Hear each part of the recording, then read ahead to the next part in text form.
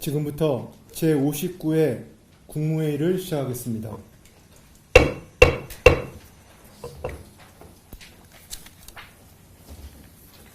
지난 주말 제주항공기 여객기 사고로 179명의 소중한 생명이 희생되었습니다. 이번 사고로 희생된 모든 분들의 명목을 비며 말로 형언할 수 없는 아픔을 겪고 계신 유가족분들께 진심으로 위로의 말씀을 전합니다. 국민 안전에 무한 책임이 있는 정부로서 모든 가용자원을 총동원해 유가족 지원과 사고 원인의 철저한 조사에 총력을 다하겠습니다. 또한 항공기 사고 재발 방지를 위한 근본적인 대책도 조속히 강구하겠습니다. 유가족 지원에는 한치의 소홀함도 없도록 국토부를 중심으로 긴밀히 협조하고 피해자 지원과 재발 방지 대책 마련을 위해 국회와도 협력하겠습니다. 행안부는 무안군 특별재난지역 선포 관련 정부 차원의 지원이 차질 없이 집행될 수 있도록 철저히 챙겨주시기 바랍니다. 정부는 12월 29일부터 1월 4일까지를 국가 애도기간으로 지정하였습니다. 희생자를 애도하며 유족을 위로하는 데 국민 여러분이 마음을 함께 모아주실 것을 간곡히 호소드립니다. 지난 12월 13일 국회 본회의에서 윤석열 대통령 배우자 김건희의 주가 조작 사건 등의 진상규명을 위한 특별검사 임명 등에 관한 법률안과 윤석열 정부의 위헌적 비상계엄 선포를 통한 내란 행위의 진상규명을 위한 특별검사 임명 등에 관한 법률안이 통과되었습니다. 대통령 권한대행을 맞아 항공기 추락사고 수습과 국정안정에 총력을 다하고 있는 상황에서 특검 법안에 대한 정부의 입장을 밝히게 되어 너무나 착잡한 심정입니다. 동법률안은 제21대, 제22대 국회에서 정부가 이미 3차례나 헌법상 권력분립 원칙 위반, 특별검사제도의 보충성, 예외성 원칙 훼손 등의 이유로 제2요구를 하였고 국회 재의결을 통해 모두 부결되어 폐기된 바 있습니다.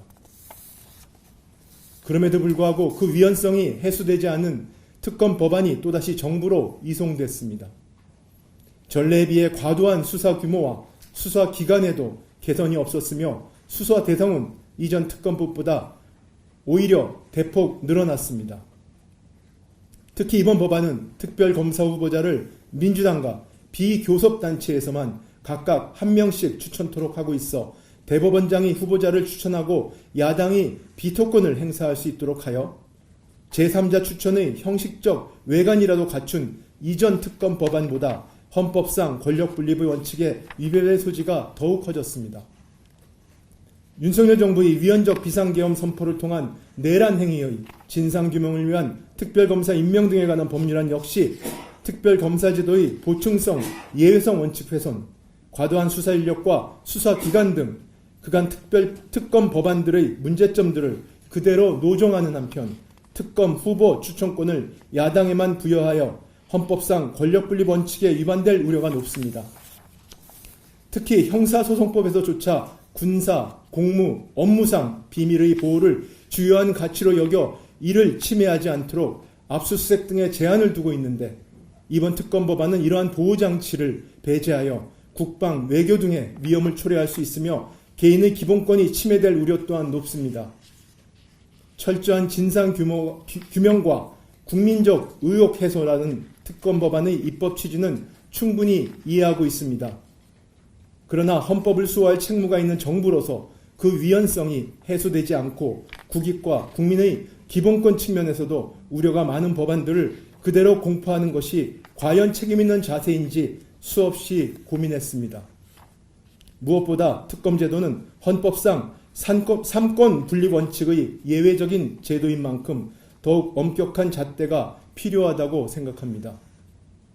그래야만 국민들께 특별검사의 수사 결과를 수용하고 그 의혹도 말끔히 해소될 수 있을 것입니다.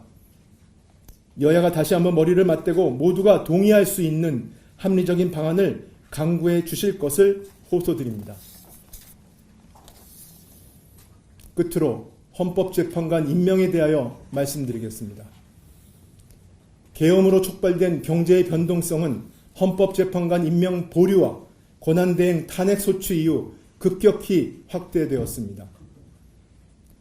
24년 말 환율이 97년 외환위기 이후 역대 최고 수준인 1,470원까지 상승하였으며 주요 외신, 해외 투자자들은 정치적 불확실성 지속 시 대규모 자본 유출과 신용 등급 하락을 경고하고 있습니다. 또한 12월 29일 발생한 제주항공 여객기 사고는 연말연시 공연, 행사, 모임 등의 취소에 이어 얼어붙은 소비 심리를 더욱 냉각시켜 실물 경제의 어려움이 더 커질 것으로 예상됩니다.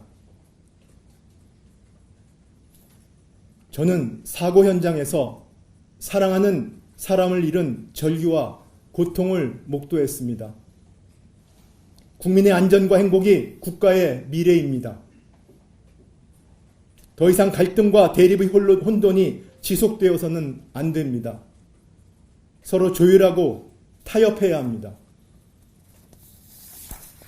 12월 27일 대통령 권한대행을 승계한 저는 하루라도 빨리 정치적 불확실성과 사회 갈등을 종식시켜 경제와 민생위기 가능성 차단이 필요하다는 절박함에 헌법재판관을 임명하기로 결정하였습니다.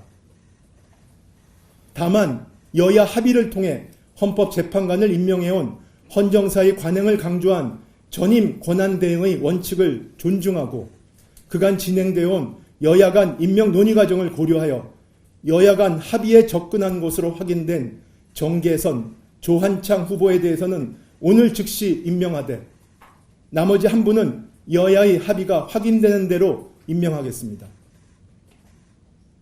12월 24일 글로벌 신용사 피치는 정치적 위기와 분열 장기화에 따라 정책 결정의 효율성, 경제성과 재정 건전성이 약화될 경우 신용 등급 하락을 경고했습니다. 부디 근본 헌법재판관 임명을 계기로 정치적 불확실성을 털고 25년 새해에는 사고 수습과 민생 안정을 위해 여야 정이 함께 힘을 모아 앞으로 나아가길 간절히 호소드립니다.